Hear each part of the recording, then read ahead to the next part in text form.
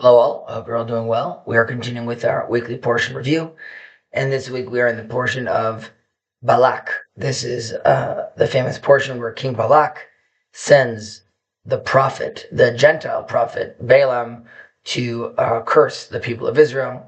Fascinating story, famous story with his donkey and the angel uh, standing before them. But as we do, we want to focus on one of these concepts, and I want to discuss this idea of Balaam. Who is this person? Was he truly wicked?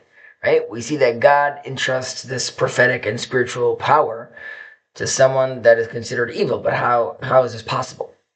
Now, we have to understand that despite Balaam's involvement with really spiritual practices that were rooted in a more baser side of human nature, this was more resembling of certain esoteric traditions, blending magic, manipulation, a lot of sensuality.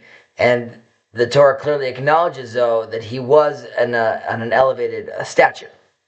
And we see that the verse itself says, and the Spirit of God came upon him, right? We have this in Numbers 24 too. Now, Maimonides writes that in the Guide of the Perplexed, he writes that Balaam had moments of worthiness and he had moments of corruption. And when he has prophecy, when it descends upon him, this is on these fleeting times where he is showing spiritual worthiness.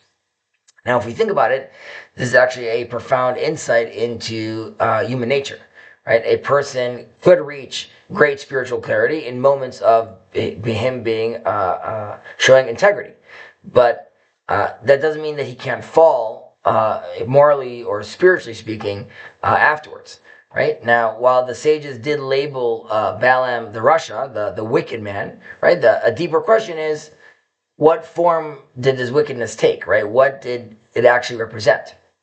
Now, Balaam represents an ideology which is similar to Korach, which we've read a few weeks ago, within the Jewish people. Yet he is representing it on a much grander and global scale, right? His mission was to really halt the Jewish destiny right at the threshold of its fulfillment, right before the Israelites could actually enter the land of Israel and become a historic force on the world stage. He stops them, or he attempts to stop them, right? Balaam's role mirrors, in a certain sense, or it's like an archetype of what we see in the book of Genesis that Laban participates in, right? He is trying to obstruct Jacob at the time from leaving Haran, right? And our tradition teaches us, and what we mention in the Passover Seder, which is that Laban sought to uproot all, right? And as long as Jacob was remaining in his small community that was dependent on Aram,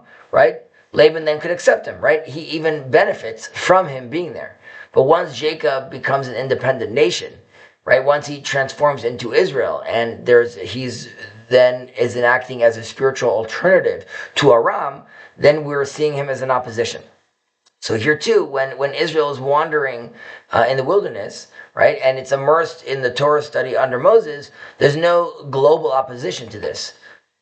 It's not really a political threat, right? But once they defeated Sichon and began to appear on the world stage as a people that has a moral mission, wants to show political sovereignty, right? Then we see this resistance starting to erupt. And this is really the key, that the nations aren't threatened by our Torah, but they are threatened by our success, right? The backlash doesn't come because we had spiritual teachings, but it's because we started to act as a sovereign force, shaping history.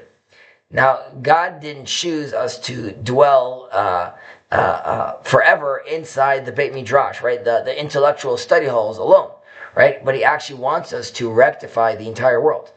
And that, of course, requires a state, a nation, with all its complex mechanisms, ultimately. And that's why this is very relevant for today, right? With the political return to Zion, right? This is really threatening the spiritual framework of the nations. Right? They're witnessing an alternative spiritual power blossoming really before their eyes. And this is precisely why the great responsibility, is placed upon our shoulders. And we have to realize that to be a light unto the nations during this extraordinary time is really what we're being asked to do. And throughout all of history, this pattern repeats itself, right? Every time Israel attempts to rise from exile to fulfill its mission, a final external force tries to delay this ascent. And in the wake of October 7th, and in the current war fronts we're dealing with right now, it's clear that we are once again at this threshold of a historic shift, right? And just as Balaam tried to curse the Jews and the Jewish people at the edge of their destiny, so here too today we see enemies are trying to stop us from the unfolding of this divine plan. But just like Balaam, right, their curses ultimately will end up be turning into blessings. And this is not just a war of rockets and weapons, but this is a spiritual battle over the future of the light in the whole world. And we as Israelites have to, and our allies have to rise with strength and faith and moral clarity, understand that our return to the land is not just political, but it's actually prophetic. And the redemption of the whole world begins here in Israel. I wish us all a Shabbat Shalom, a Shabbat of clarity, and a Shabbat of peace. Take care.